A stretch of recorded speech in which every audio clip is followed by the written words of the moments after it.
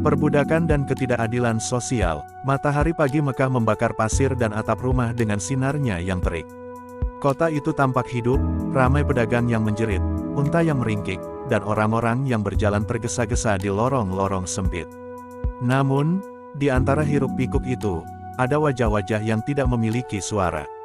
Mereka berjalan, membawa beban, tapi hati mereka sepi, terperangkap dalam dunia jahiliyah yang kejam. Di sebuah gang kecil dekat pasar, seorang budak perempuan bernama Salma menarik keranjang berisi barang dagangan pemiliknya. Wajahnya kotor karena debu dan keringat, matanya sayu karena lelah. Ia tidak berbicara. Di dunia jahiliyah, budak tidak memiliki suara, mereka bukan manusia penuh, hanya alat untuk kepentingan tuannya. Salma menunduk ketika seorang pemuda dari suku bangsawan menendang keranjangnya. "Cepat, atau aku akan memukulmu," teriaknya dengan kasar. Salma hanya menunduk, menelan sakit dan malu.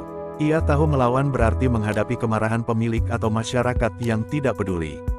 Kehidupan budak di dunia jahiliyah adalah hidup dalam ketakutan, kerja paksa, dan penghinaan.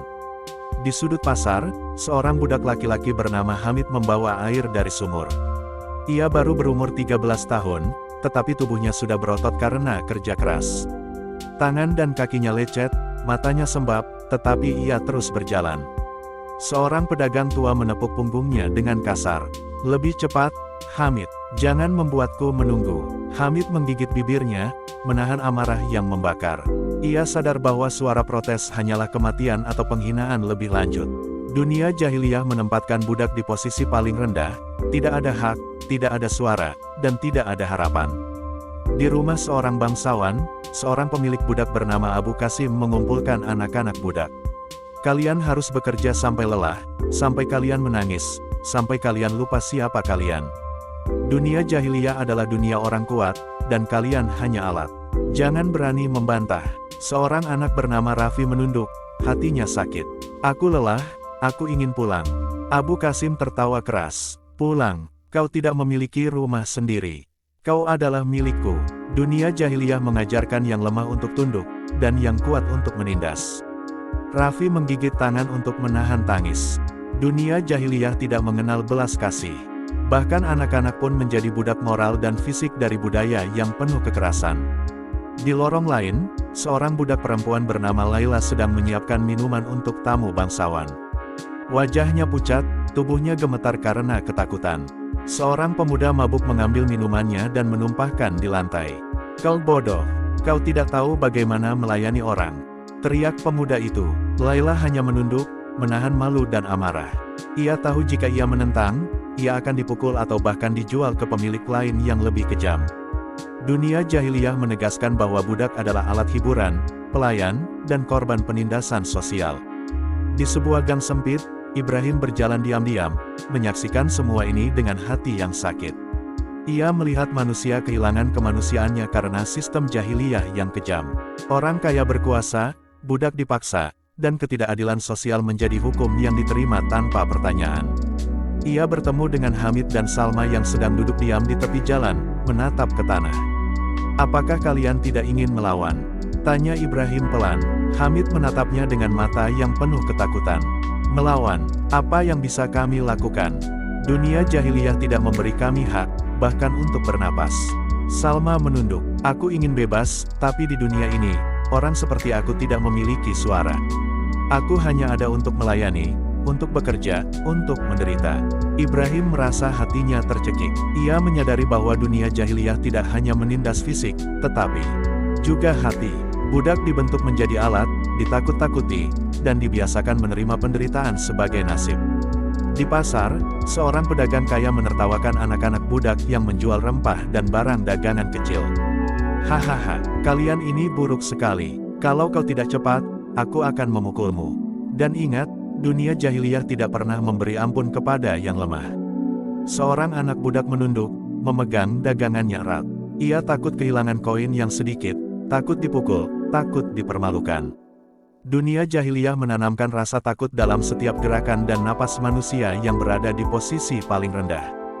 Di malam hari, di sebuah rumah bangsawan, Salma dan Laila duduk bersembunyi di sudut. Mereka menatap lampu minyak yang berkelap-kelip dan menulis catatan dengan arang di kulit hewan. "Salma, Bisik Laila, aku lelah, aku ingin bebas, ingin memiliki suara sendiri, ingin hidup tanpa takut. Salma menggenggam tangan Laila. Aku juga, tapi bagaimana caranya? Dunia jahiliyah tidak memberi kita jalan. Kita hanya bisa bertahan, menunggu, entah apa. Ibrahim, yang juga berada di dekat mereka, menatap dengan serius. Jangan menyerah. Dunia jahiliyah memang kejam, tapi hati manusia bisa memilih untuk menolak ketidakadilan. Kita mungkin tidak bisa melawan sistem sekarang, tapi kita bisa menyimpan cahaya dalam hati kita. Suatu hari, cahaya itu akan bersinar. Beberapa malam kemudian, Ibrahim duduk di puncak bukit, menatap kota yang tidur dengan damai di permukaan, tetapi penuh penindasan di bawahnya. Ia menulis di kulit tua, perbudakan adalah wajah gelap dunia jahiliyah. Anak-anak, perempuan, dan manusia yang lemah menjadi alat, diinjak, dipukuli, dan dibungkam oleh ketidakadilan. Tetapi hati yang jujur bisa menolak penindasan. Dan doa kepada Allah adalah cahaya di tengah kegelapan. Di pagi berikutnya, seorang bangsawan memanggil semua budaknya. Ia berbicara dengan suara keras, memerintah mereka bekerja tanpa henti, mengingatkan bahwa dunia jahiliyah tidak mengenal belas kasih. Seorang anak bernama Rafi menggigil, tapi ia menunduk, menerima kata-kata itu sebagai hukum yang tak bisa ditolak. Ia tahu melawan berarti kemarahan pemilik, pukulan, atau bahkan dijual ke tempat yang lebih kejam. Dunia jahiliyah adalah sistem yang membenamkan kemanusiaan dalam ketakutan dan kepatuhan. Ibrahim berjalan di lorong-lorong kota, menyaksikan para budak membawa beban, wajah pucat, dan hati tertutup. Ia menyadari satu hal, dunia jahiliyah adalah laboratorium penindasan. Tidak hanya fisik yang rusak, tetapi hati manusia dibentuk untuk tunduk, menerima penderitaan, dan menganggap ketidakadilan sebagai hukum. Ia menulis catatan terakhir di kulit tua. Ketidakadilan sosial dan perbudakan adalah wajah gelap dunia jahiliyah. Manusia yang lemah menjadi alat, dan yang kuat menindas.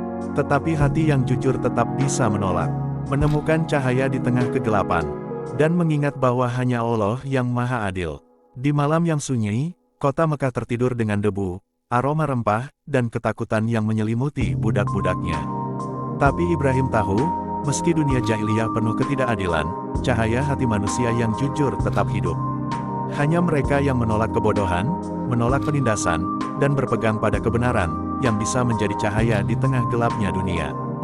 Dan malam itu, doa lirih terdengar dari sudut-sudut kota, menembus kegelapan, sebagai tanda bahwa harapan dan keadilan sejati masih mungkin lahir, meski dunia jahiliyah tampak menutup mata terhadapnya.